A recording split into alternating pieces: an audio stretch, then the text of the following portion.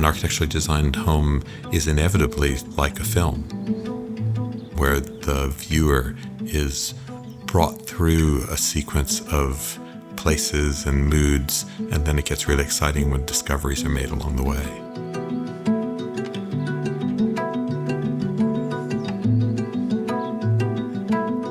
My name is Kevin Alter, and my office is Alterstudio Architecture, and this is our City Park residence.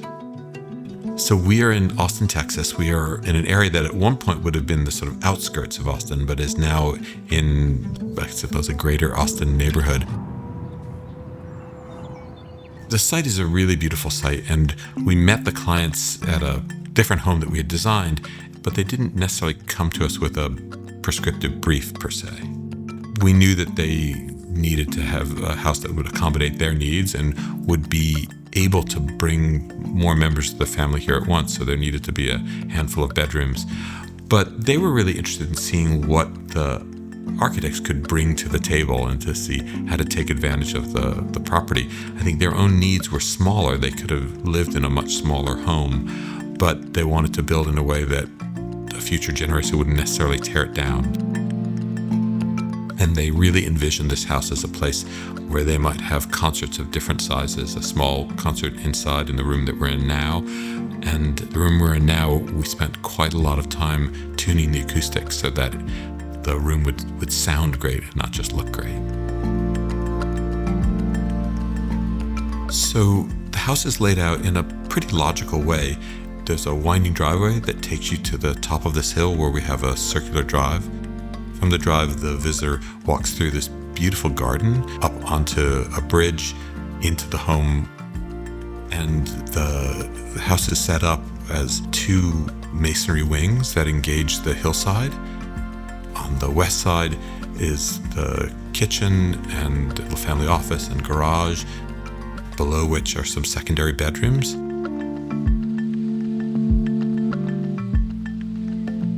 On the east side is a masonry bar that has the primary bedroom and a couple of offices. So the primary living space is the living room, the dining room, and these upstairs terraces are organized as a bridge between these two wings. And the pool is at the lower level in the ground. And underneath this bridge, we've set up a shaded outdoor living space with a kitchen and fireplace. It's quite remarkable in the summer where it might be very hot outside, but with the breezes and being in the shade, it's really very comfortable. So there are very few materials we used in the building. There are the stone elements where the house engages the hill directly.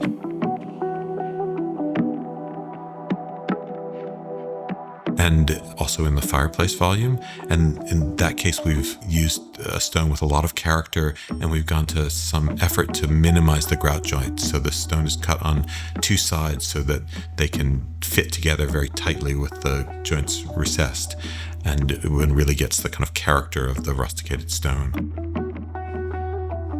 So the house in many ways was set up in this sort of horizontal character where the floors extend out past the glass, the ceilings extend out past the glass in this sort of very modern idiom that would encourage a connection between inside and outside and these views. But as it becomes normalized, as it becomes the thing one sees every day, I think the occupants start to lose perspective at how special it is. And so we tried to set the house up where looking one way, you would get this quite extraordinary view, and then looking the other way, you have this intimate view into this hillside and beautiful garden, so that the occupants could be in what you might call a liminal position between this very long view and a very intimate one. And I think the contrast between those two conditions allows one to recognize what's special about both of them.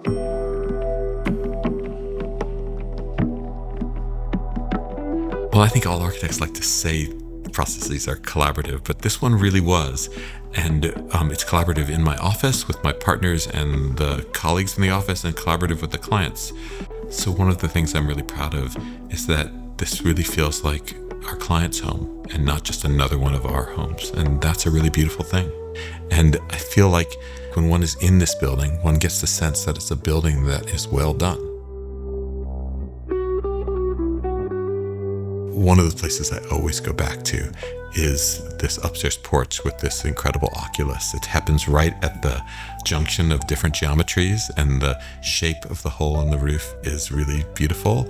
And I love being drawn towards this really long view of the city down the river at the same time as my eye is drawn up to the sky.